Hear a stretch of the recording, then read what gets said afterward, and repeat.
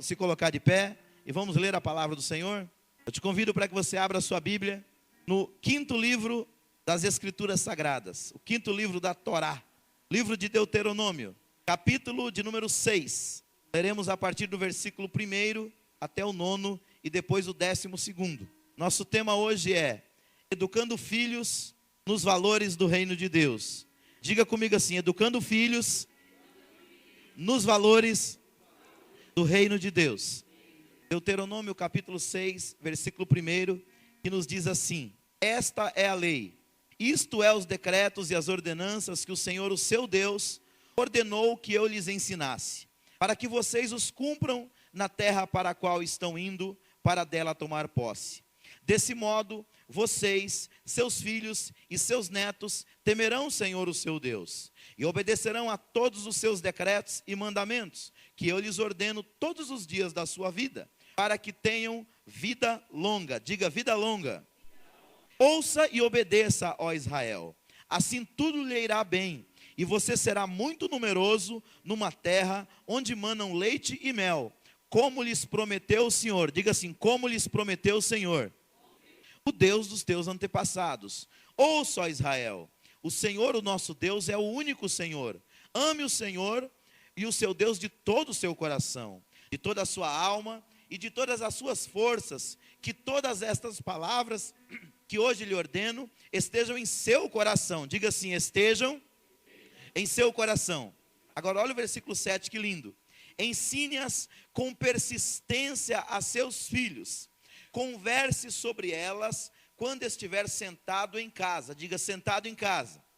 Quando estiver andando pelo caminho. Diga: andando pelo caminho. Ainda mais, ó, quando se deitar e quando se levantar. Diga: se deitar e se levantar. Versículo 8. Amarre-as como um sinal nos braços e prenda-as na testa. Escreva-as nos batentes das portas da sua casa e em seus portões. Agora o versículo 12, que diz assim, ó: tenham cuidado, não esqueçam o Senhor, que os tirou do Egito, da terra da escravidão. Vamos ler todos juntos esse versículo? Eu vou ler, vocês repetem. Diga assim: tenham cuidado. Mais forte: tenham cuidado. Não esqueçam o Senhor, que os tirou do Egito, da terra da escravidão. Amém, queridos, vamos orar. Pai, nós acabamos de ler a Tua palavra, Senhor. E nós entendemos que a Tua palavra, Senhor, ela é vida que transforma a nossa maneira de viver. Ó Deus, nesta noite nós queremos falar sobre a educação dos nossos filhos, de acordo com os parâmetros do Teu reino, Pai.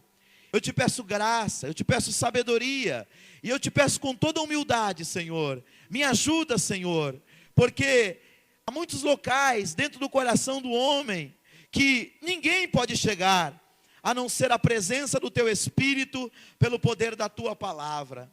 E nesta noite eu te peço, Senhor, porque nós temos diante de nós um grande desafio.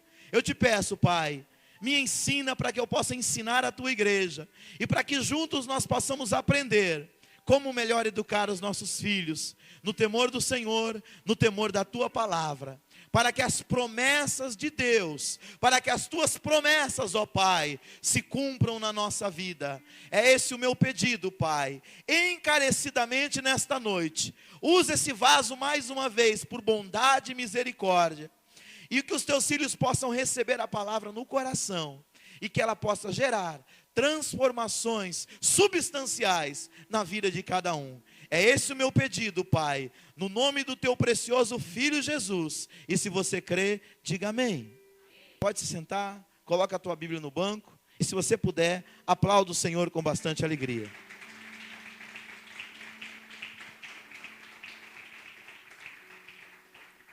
Queridos, a gente vem meditando na palavra e extraindo lições para a nossa família.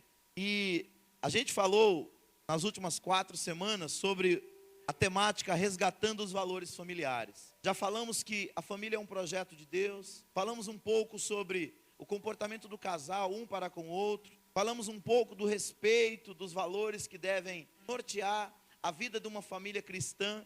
E hoje o que eu vou falar aqui vale para todos, mas principalmente para aqueles que são pais. Aqueles que ainda não são pais, Entenda o outro lado da moeda. Você é filho, ou já foi filho. Talvez sua mãe já não está mais viva, seu pai já não está mais vivo.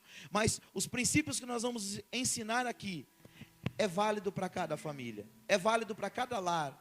É importante ser guardado no nosso coração, porque nos ajudará, será munição, será ferramenta para nós lidarmos com as demandas do dia a dia, quando nós estamos cuidando da nossa família e edificando um lar, segundo os valores da palavra de Deus.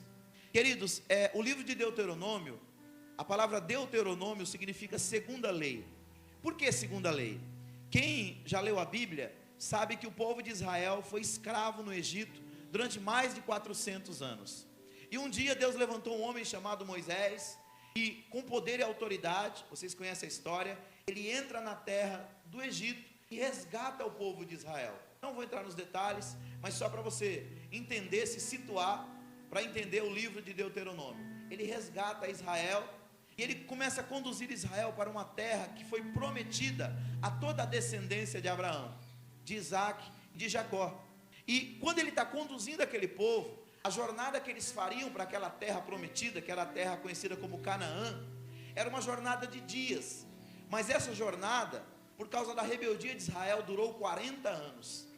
A Bíblia nos diz que Israel, quando sai do Egito, Israel é liberto com a mão muito forte. Eles são libertos pelo poder de Deus, pela autoridade que Deus tinha dado a Moisés, e Faraó acaba deixando aquele povo ir. Vocês conhecem a passagem do Mar Vermelho, conhecem os milagres que Deus operou durante a travessia do Mar Vermelho, conhecem os milagres que Deus operou durante a caminhada no deserto. A Bíblia diz que o povo, quando tinha sede e não tinha um oásis perto, o povo por 2 vezes viu a água sair da rocha. A Bíblia diz ainda que esse povo viu cordonizes, um vento oriental bater, e muitas cordonizes caírem no chão, e eles pegavam com as mãos e se alimentavam daquelas cordonizes após prepará-las. Esse povo viu um pão cair do céu, que era o maná, todo dia pela manhã eles se levantavam e Deus fazia com que chovesse durante a madrugada um alimento que eles pegavam e se alimentavam dele, e ali eles passaram dias e mais dias com essa alimentação. Porém havia um problema: por mais que Deus abençoasse a nação de Israel, eles não conseguiam esquecer o Egito, eles não conseguiam esquecer o local de onde eles tinham saído. E nas comparações deles, eles comparavam o que havia de ruim no deserto com o que havia de bom no Egito. Então, quando você compara uma situação ruim de hoje com uma situação boa de ontem, você sempre vai ser o quê? Negativo com aquilo que você está vivendo. Eles não conseguiam fazer uma comparação justa do que Deus estava fazendo de uma forma integral, e apenas ficavam observando aquilo que Deus ainda não tinha feito. E chegou a um ponto que, devido à murmuração ser muito grande, Deus falou: olha, não dá mais para levar esse povo, só que eu tenho uma promessa. Eu jurei pelo meu próprio nome que eu introduziria o povo de Israel na terra prometida. Então o que eu vou fazer? Esse povo vai ficar dando voltas ao redor da terra prometida, até que todos aqueles que têm de 20 anos para cima morram, e a geração nova, que são os filhos, eles herdarão essa terra prometida. E assim aconteceu. O povo andava ao redor de Canaã, via a terra de Canaã, mas não podia entrar. Por quê? O povo era guiado de dia por uma nuvem. Uma nuvem, quando a nuvem parava, o povo parava. O acampamento era montado. Quando a nuvem se levantava e começava a andar, o povo andava debaixo da nuvem. À noite, a nuvem se tornava uma coluna de fogo. Para quê? Para aquecê-los, porque o deserto, ele é muito quente de dia, 40, 50 graus Celsius, mas de madrugada a temperatura é 20, 30 graus abaixo de zero. Então, o fogo tanto aquecia, como protegia eles das feras do deserto, porque o animal tem medo do fogo. Então Deus era maravilhoso, queridos, com eles. Então, a nuvem e a coluna de fogo começou a dar voltas ao redor da terra de Canaã, e não entrava na terra. Por quê? Porque a eles não era permitido o acesso. E aí foram morrendo, todos aqueles que murmuraram, todos aqueles que se rebelaram, todos aqueles que não queriam saber do que Deus tinha de melhor para eles. Ficou uma geração nova. Para essa geração nova, nessa época, o Moisés, que tirou o povo da terra do Egito com 80 anos, já tinha 120 anos. Diga, 120 anos. Com 120 anos, ele viu a terra, mas ele não pôde entrar. Por quê? Porque lá atrás ele desobedeceu a Deus também. Ele cirou, e quando Deus mandou ele falar com a rocha, porque a rocha daria água para o povo beber, ele bateu com o seu cajado na rocha. E aí Deus disse que ele não entraria. Mas pastor, o homem obedeceu tanto a Deus, e por causa de uma coisa que parece tão simples, Deus não permitiu que ele entrasse. Querido, aprenda uma coisa, isso são palavras de Jesus. Jesus disse assim: a quem mais é dado, mais será requerido. Então, quanto mais nós crescemos na vida, seja profissional, ministerial, financeira, nós devemos nos tornar mais humildes. Sabe por quê, queridos? Porque a quem mais é dado, mais é requerido. Deus nunca vai cobrar de mim ou de você aquilo que Ele não nos deu. Ele sempre vai cobrar baseado naquilo que Ele nos entregou. Então, quando Moisés fez isso, ele não pôde entrar na terra prometida. A Bíblia diz que ele olhou, mas não pôde adentrar. Mas apenas 2 homens, que foi Josué e Caleb, ganharam o direito, entre aqueles homens de 20 anos para cima, de entrar na terra. Moisés estava com 120 anos. Aí Deus disse para ele: olha, há 40 anos atrás, você proferiu a lei para uma geração. Essa geração já morreu. Só tem Josué e Caleb vivo. O que você vai fazer? Você vai chamar essa geração nova, que vai entrar na terra prometida, e você vai repetir a lei. É por isso que Deuteronômio chama segunda lei. Se você lê Deuteronômio e você lê Êxodo e Levítico, você vai ver que muitas vezes o texto é semelhante. Por quê? Porque Deus queria repassar a palavra, a orientação, o estatuto, o mandamento, o conhecimento para essa nova geração. Porque Deus não queria que essa nova geração cometesse os mesmos erros que a geração passada cometeu. Queridos, pode ser que você viveu num lar extremamente conturbado. Pode ser que o seu pai foi um alcoólatra. Pode ser que a tua mãe usou drogas. Pode ser que o teu pai foi um polígamo que teve meia dúzia de mulheres. Pode ser que o teu pai não colocava o pão de cada dia dentro de casa. Pode ser que a tua mãe tenha sido até uma mulher de vida fácil, uma meretriz. Mas deixa eu dizer uma coisa para você aqui nesta noite: Deus tem uma nova história para a sua vida. Você não precisa repetir os mesmos erros que a sua família repetiu. Você não precisa entrar pelos mesmos caminhos errados que algum antepassado teu entrou.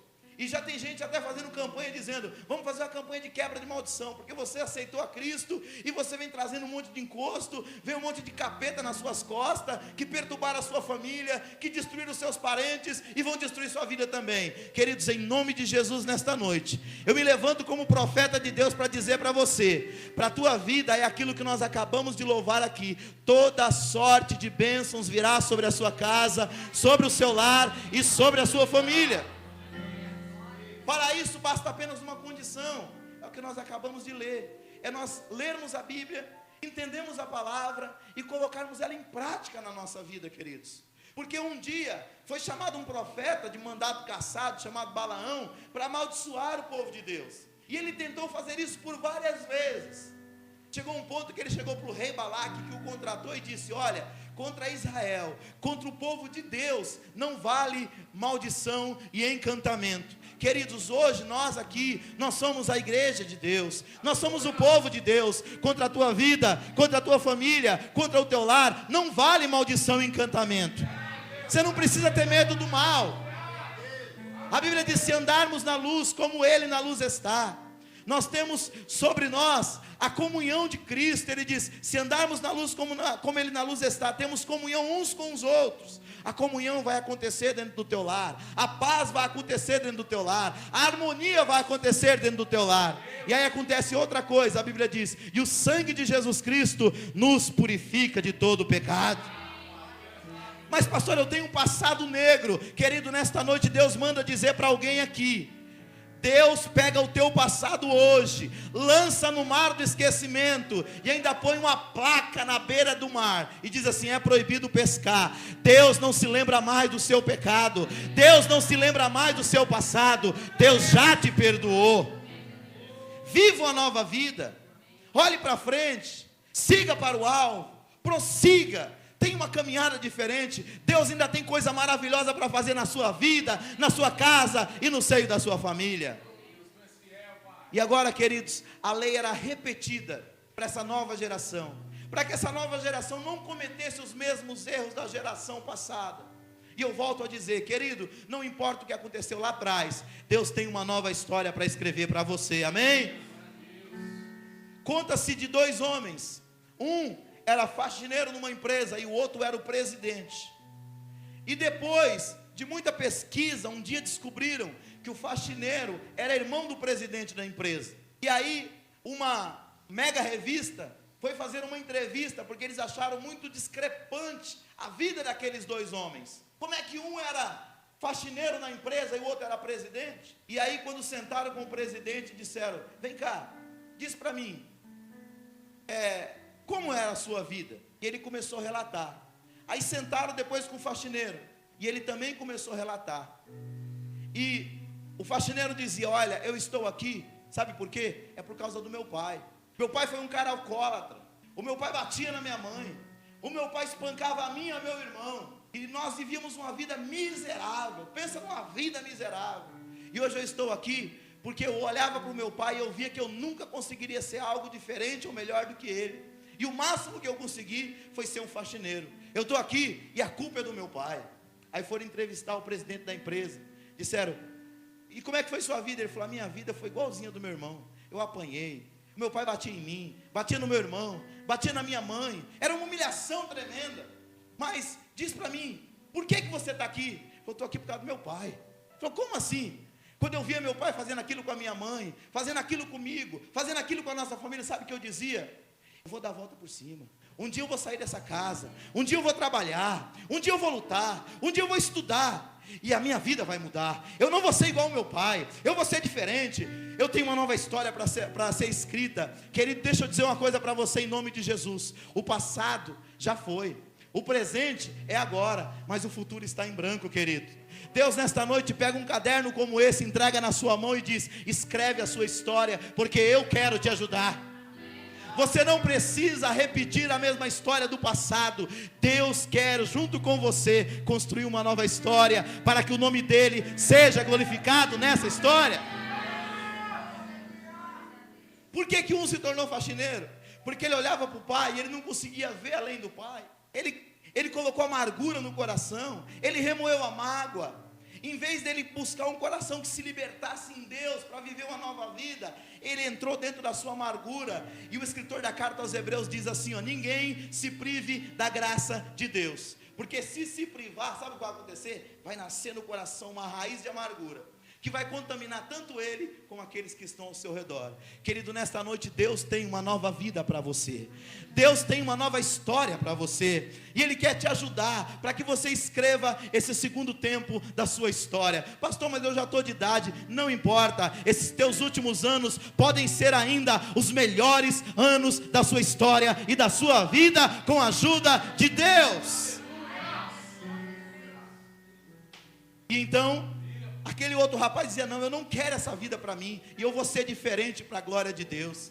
Malaquias disse: outra vez vereis a diferença entre o justo e o ímpio, entre aquele que serve a Deus e aquele que não serve. Eu não sei o que aconteceu no seu passado, querido. Talvez no seu passado você tenha sido abusado por alguém, fisicamente, psicologicamente, financeiramente. Talvez alguém te passou a perna, talvez você perdeu muita coisa. Mas Deus me traz aqui nesta noite como profeta dele para a tua vida. Ele quer escrever uma nova história para você a partir de hoje, em nome do Senhor Jesus.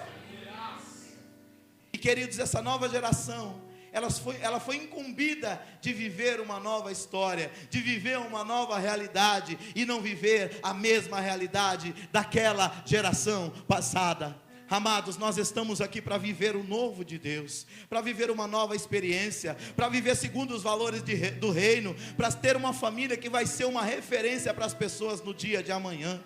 Esse projeto não é um projeto só do pastor Davi, não é só dos obreiros e líderes dessa igreja, não. Esse projeto é um projeto de Deus para a sua realidade, para a sua casa e para a sua família. Se você crê, diga eu creio, diga amém. Glória a Deus. Queridos, a educação cristã de nossas crianças, adolescentes e jovens é uma responsabilidade intransferível, diga assim, intransferível, e pessoal dos pais, que deve contar com o apoio e assistência da igreja. Amados, nós como igreja podemos te ajudar, nós podemos te orientar, nós podemos te aconselhar, mas nós não podemos educar os seus filhos para você. essa responsabilidade Deus entregou na tua mão. A Bíblia fala, aqui em Deuteronômio capítulo 6, do versículo 4 até o 9, que os pais são os responsáveis de educar os filhos. Olha o que está escrito no texto, no versículo de número 7, ensine-os com persistência. E ele diz, converse sobre elas quando estiver sentado em casa, quando estiver andando pelo caminho, quando se deitar e quando se levantar. Ou seja, Deus está dizendo para Israel, ei, vocês vão entrar na terra prometida, mas nessa terra prometida vai ter gigantes, nessa terra prometida vai ter idólatra, nessa terra prometida vai ter pessoas que adoram a Baal, vai ter gente que adora Astarote, vai ter gente que é promíscuo, vai ter gente que é imoral, vai ter gente que é suicida, vai ter gente que é homicida, vai ter gente que é patricida e matricida, assassino de pai e de mãe, mas vocês não precisam ser iguais, vocês podem viver uma vida diferente. Era isso que Deus estava afirmando através de Moisés para Israel. E nesta noite, querido, Deus diz para você, você pode ter uma vida diferente, queridos.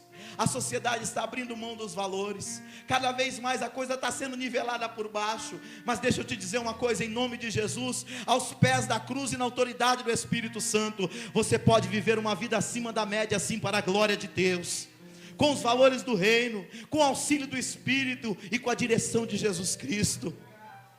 Nós entendemos também, no Salmo 78, no versículo 5, que os pais são os responsáveis por ensinar esses filhos. Olha o que diz no Salmo de número 78. Leia comigo, por favor.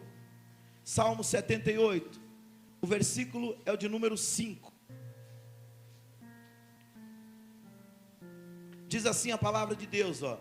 Ele decretou estatutos para Jacó, e em Israel estabeleceu a lei, e ordenou aos nossos antepassados que a ensinassem a seus filhos, de modo que a geração seguinte a conhecesse, e também os filhos que ainda nasceriam, e eles por sua vez contassem aos seus próprios filhos. E então eles porão a confiança em Deus, e não esquecerão os seus feitos, e obedecerão aos seus mandamentos, e eles não serão como seus antepassados, obstinados e rebelde, povo de coração desleal para com Deus, e gente de espírito infiel. O que Deus está querendo dizer aqui, queridos? Talvez você venha de uma descendência de muitos parentes atrapalhados.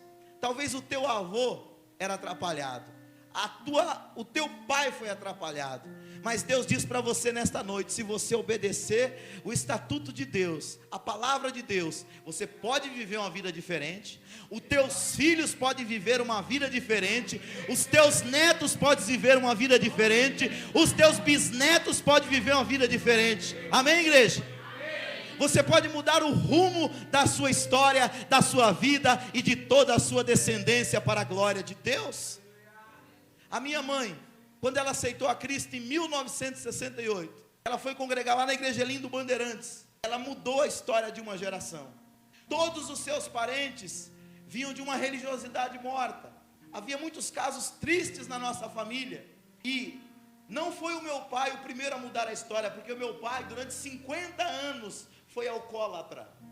O meu pai, 2 anos antes de falecer, ele aceitou a Jesus Cristo, foi salvo pelo poder de Cristo e dormiu no Senhor para a glória de Deus.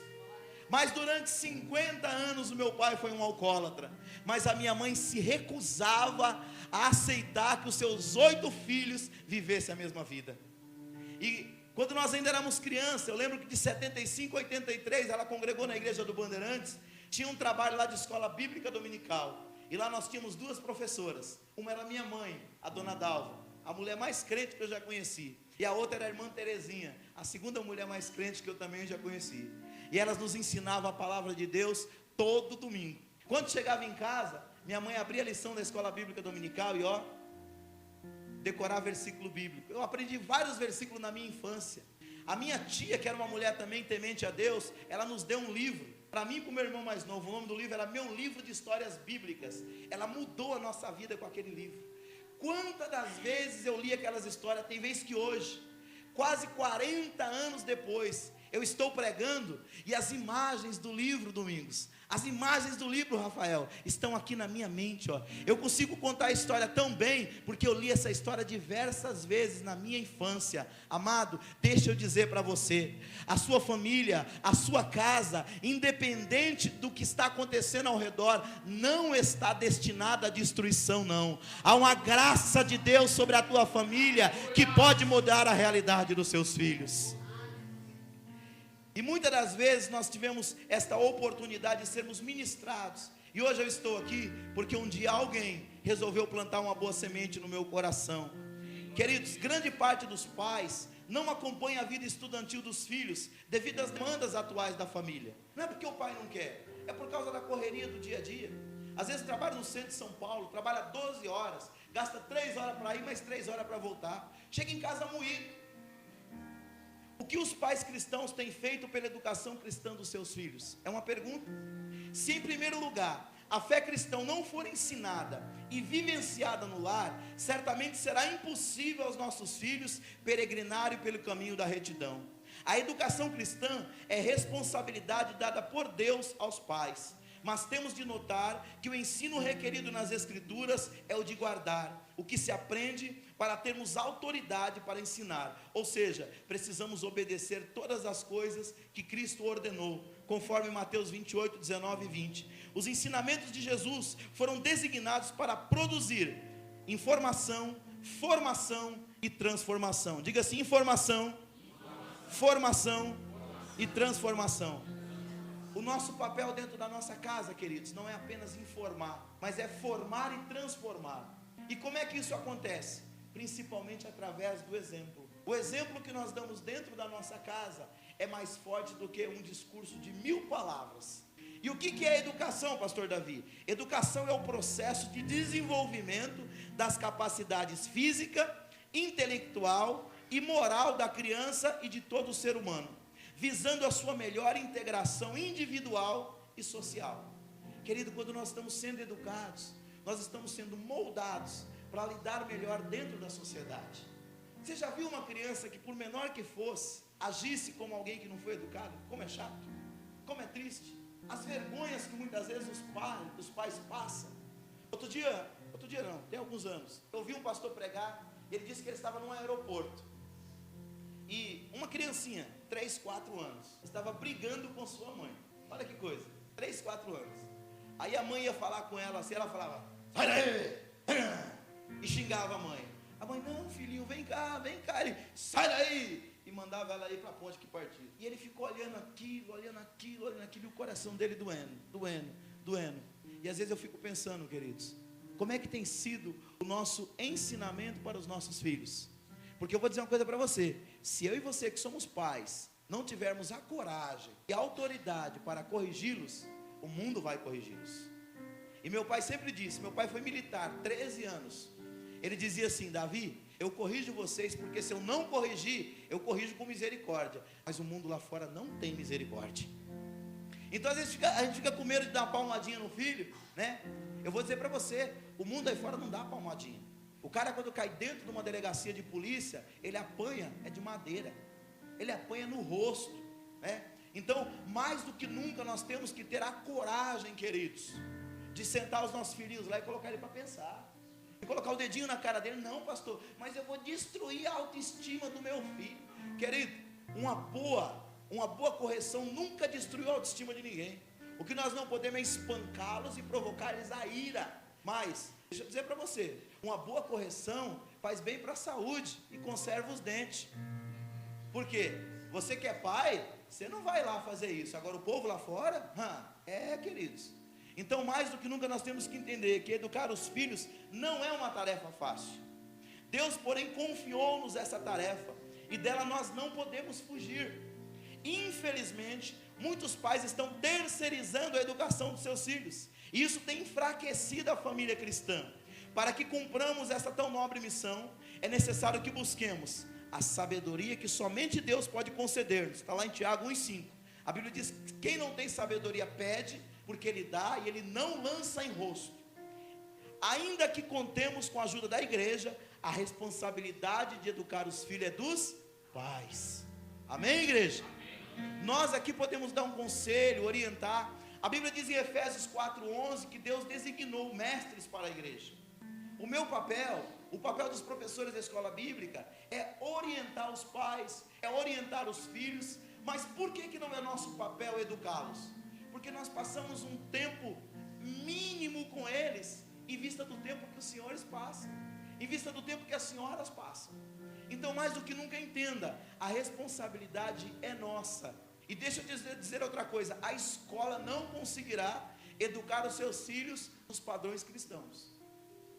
De repente, ela vai até solapar os valores cristãos que você ensinou. Mas se a semente estiver bem plantada, vai se cumprir aquilo que disse Salomão: instrui o menino no caminho que ele deve andar. Quando ele crescer, ele não se esquecerá ou não se desviará dele. É uma grande probabilidade na vida daquele filho que foi ensinado no temor do Senhor. A educação dos filhos é missão primordial dos pais, como eu disse. E o que significa educar? Segundo o dicionário, a palavra educar vem do latim educo, que significa criar uma criança, cuidar e instruir. Podemos definir educação como ensino e instrução. Não podemos jamais nos esquecermos que a igreja do Senhor tem uma função educadora. Queridos, por mais que o louvor seja maravilhoso, nós não podemos desprezar o espaço que é dado para a palavra. Porque é na palavra que nós somos confrontados, é na palavra que nós somos instruídos, é na palavra que a missão educadora da igreja gera mudança de caráter e transformação de vida. Como sal e luz deste mundo, ela deve educar e instruir segundo a palavra de Deus. Como crentes, precisamos ser guiados e orientados segundo as Escrituras, pois ela nos protege das sutilezas do maligno. O que é uma sutileza, queridos? Deixa eu dizer para você uma coisa: nós estamos o tempo todo ensinando aqui os valores cristãos, mas eu não tenho sombra de dúvida que todos esses jovens que estão aqui, e aqueles que estão estudando, e aqueles que convivem na sociedade, estão sendo bombardeados o tempo todo por valores pagãos, anticristãos e até ateus. Se nós não apercebermos disso, queridos, sabe o que nós vamos fazer? Nós vamos até criar o filho aqui na igreja, mas quando chegar na adolescência, na mocidade, muitas das vezes ele vai dar as costas para a igreja e vai viver tudo aquilo que o mundo oferece. Então, quando o seu filho for corrigido aqui, não fique com raiva da tia que corrigiu, não brigue com o presbítero ou com o diácono que pediu para ele sentar, não brigue com o obreiro que muitas das vezes pediu para ele parar de ficar fazendo bagunça em cima do púlpito. Não, nós estamos tentando te ajudar na tarefa de educar, de formar um cidadão, não só aqui para a terra, mas um cidadão do reino de Deus, que amanhã vai fazer a diferença na vida de muitas pessoas, para a glória do nome do Senhor. Educação cristã. Se quisermos uma sociedade melhor, mais justa e solidária, precisamos, como igreja do Senhor, valorizar o ensino da palavra de Deus. A Bíblia diz que nos últimos tempos, queridos, os homens teriam comichão nos ouvidos. Há muitos locais que quando você abre a Bíblia, o povo começa com a coceira, com o comichão e com a andação. Queridos, se nós não entendermos que a palavra de Deus é uma prioridade, nós não teremos uma igreja sadia e não teremos uma família sadia. Os anos de vida que Deus me der para estar aqui com vocês no Parque Brasil, eu estarei sempre levantando essa bandeira. A palavra de Deus precisa ser uma prioridade nos nossos cultos, nas nossas reuniões e para a liderança desta igreja aqui. Aí sim, nós teremos uma igreja sarada, famílias saradas, bem estabelecidas no Evangelho. E aí, queridos, nós poderemos fazer a diferença nessa sociedade que nós estamos vivendo. Para isso é imprescindível investir na educação cristã, pois o seu principal objetivo é levar o crente a conhecer mais a Deus. Oséias capítulo 6, versículo 3 está escrito assim: conheçamos e prossigamos em conhecer o Senhor. Diga comigo assim: eu preciso conhecer e prosseguir em conhecer a Deus. Isso significa, amado, quando você conhece uma pessoa, que você começa a enamorá-la, você começa a se aproximar dela. Ontem eu estava lá na casa da Denise, né, Denise? Ela estava contando a história dela. Posso falar um pouquinho, rapidinho? Ela disse que ela entrou num ônibus, num dia de Copa do Mundo, doida para ouvir o jogo do Brasil, e o Eduardo estava sentado. O Eduardo é motorista de ônibus. Hoje ele está trabalhando, por isso não está aqui. E quando ele olhou, né, palavras dele, ele viu aquela beldade passar assim, ele falou: não pode passar batido. Aí ele já puxou um assunto, puxou uma conversa, e ali eles começaram a se conhecer. Como ela viu, ela tinha proposto no coração, ela disse assim: Senhor, se for para mim me casar, tem que ser com um homem de Deus. E aí, quando ele perguntou para ela, ele falou: você é solteira? Ela falou: sou, mas eu só me envolvo com alguém se ele for um homem de Deus. Ele falou: eu sou crente, para a glória de Deus. Aí ela, mais do que depressa, falou: se você é crente, eu vou te dar os meus 4 números de telefone: operadora Oi, TIM, Vivo e Claro. Mas querido, isso é simples, isso é só para se conhecer mais. A sua história talvez não seja assim, mas foi parecida com essa. É assim que você se conhece, é conversando, é estando próximo, é tentando cruzar as ideias. Queridos, não existe outro caminho para nós conhecermos a Deus. O caminho para conhecer o coração de Deus é meditando na sua palavra e de joelhos dobrados buscando a sua presença. Porque na oração você dialoga com Deus, você coloca diante dele a sua necessidade, e ele ministra ao seu coração a sabedoria para você lidar com o dia a dia. E na palavra você senta aqui e você é alimentado, né? Conta-se de uma mulher que ela disse: pastor, eu não gosto desse negócio de pregação. Falou: por quê? Porque eu não me recordo de nada do que o senhor prega. O senhor prega no domingo, quando chega na terça eu não lembro mais do que o senhor pregou no domingo. O senhor prega na terça, quando chega no sábado que tem culto, eu não lembro mais o que o senhor falou. O senhor fala no sábado, eu não lembro no domingo. Então para mim isso aí é uma grande bobagem. Ele falou: você está disposta a aprender uma lição? Ela falou: com certeza. Aí ele pegou um cesto esses cestos, né, que é feito de entrelaçado, de palha, isso, todo sujo, e deu para ela. Falou: minha querida, pega esse cesto e vai buscar água lá naquele rio. Pastor, você está tirando, né? Você está tirando, né, pastor? Só doido para carregar água no cesto. Falei: minha querida, então haja como uma doida e obedece seu pastor, vai lá buscar água. E ela correu e foi pegar água. Ela pegava, enchia o cesto e voltava correndo. Quando chegava: e aí, tem muita água aí? Ela: não, o cesto está vazio, então volta para pegar mais água. E ela descia correndo de novo no rio, enchia o cesto e voltava correndo para ele. E aí, tem muita água? Não. E ela repetiu isso aí até que ela cansou. Falou: pastor, não aguento mais. Falou: não precisa mais. Aprendeu a lição? Ela falou: eu aprendi o que eu já sabia, não se carrega água no cesto. Ele falou: não, mas e a outra? Ela falou: que outra? Ele falou: olha para o cesto. Ela olhou para o cesto. Falou: que diferença que tem no cesto? Ele falou: o cesto está todo molhado. Não, mas o que mais? Você notou como o cesto estava quando você pegou? Ela falou: eu percebi que o cesto estava muito sujo. Falei: e agora? O cesto está lavadinho. Aí ele citou para ela um versículo que Jesus falou lá em João 15. A Bíblia diz assim: vós já estáis limpos pela palavra que eu vos tenho falado. Queridos, muitas das vezes você não guarda o capítulo, o versículo, o livro daquilo que aqui eu preguei, e nem é esse o meu objetivo. E é por isso que eu anoto, porque eu também esqueço. Mas deixa eu te dizer uma coisa: conforme a palavra vai entrando, ela vai lavando o nosso coração, ela vai mudando os nossos paradigmas. Aonde há angústia, Deus coloca a paz. Aonde há tribulação, Deus coloca a harmonia. Aonde há muitas das vezes o desespero, Deus coloca uma direção. Aonde há uma guerra, Deus coloca uma estratégia. E quando você menos imagina, você lá na frente, você olha para trás e fala: poxa vida, como a minha vida está transformada. Sabe o que foi isso? Foi o poder da palavra de Deus que transformou a sua realidade.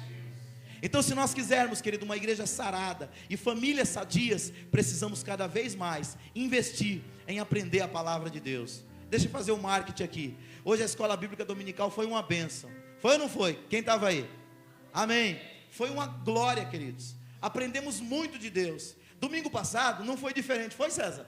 Foi? Cadê quem mais estava? Irmão Zé Carlos, irmão Cris? Foi diferente? Não. No outro também. Por quê, queridos? Porque nós estamos meditando na palavra de Deus. E a cada dia que a gente medita, alguma coisa vai mudando aqui dentro. E para mudar aqui dentro nós temos que colocar muita coisa boa. O tempo que nós passamos lá fora, queridos, nós podemos escolher também o que nós vamos colocar. Quando você abre a internet, você pode escolher o que você quer ouvir, o que você quer ver e o que você vai fazer. A escolha é sua, a atitude é sua e a mudança ela vai acontecer. Você quer ver os seus filhos mudar? Comece a mudar você também. Você quer ver os seus filhos orar? Comece a orar também. Você quer ver os seus filhos temente a Deus na casa do Senhor? Venha para a casa do Senhor e teme a Deus também, porque através do seu exemplo, Deus há de construir, Deus há de estabelecer, Deus há de direcionar a sua família de uma maneira gloriosa através da palavra. Deixa eu concluir. Queridos, a educação cristã, o seu principal objetivo é levar o crente a conhecer mais a Deus, contribuindo para que esta pessoa tenha uma vida reta perante o Senhor e a sociedade. Nesse processo, a participação da liderança é decisiva. Aliás, ensinar é um dos deveres do pastor. Em 2 Timóteo 3 e 2, em 1 Timóteo 3 e 2 e 2 Timóteo 2 e 24, Paulo exortou o novo pastor Timóteo. Ele disse assim, ensina e persiste em ensinar. Você tem que ensinar, você tem que educar. Tem o texto aqui? Tem? 1 Timóteo, capítulo 3, versículo 2. Quem pode ler para nós? Aqui? 3 e 2, para nós concluirmos. Isso. 1 Timóteo 3 e 2. É a pequena diferença. Um é primeiro, outro é segundo.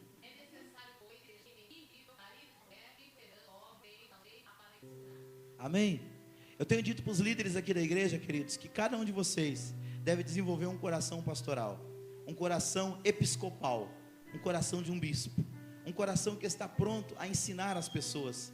E Paulo ainda no capítulo 2, no versículo 24, 2 Timóteo, ele diz assim, ao servo do Senhor, não convém brigar, mas sim ser amável para com todos, apto para ensinar e paciente. Diga assim, paciente.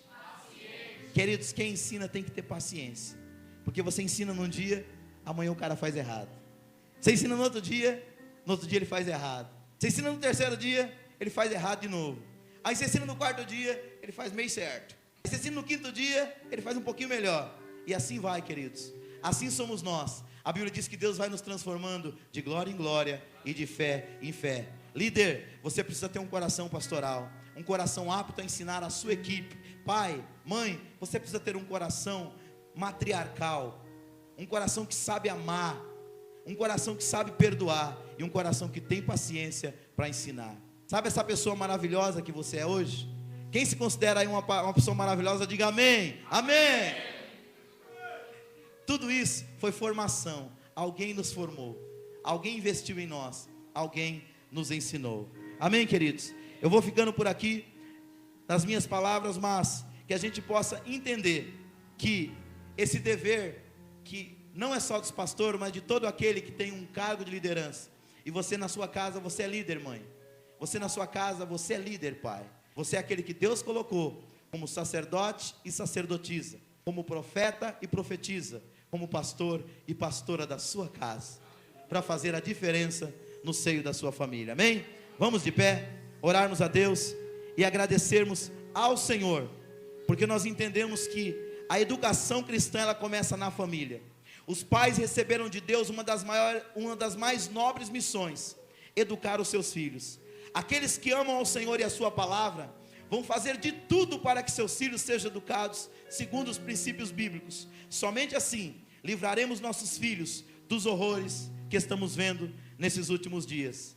E no Salmo 127, no versículo 3, o salmista disse assim: os filhos são herança do Senhor. Amém? Diga assim: o meu filho é herança que Deus me deu. Nós vamos orar, amém? Você vai orar pelo teu filho agora, você vai orar pela tua filha.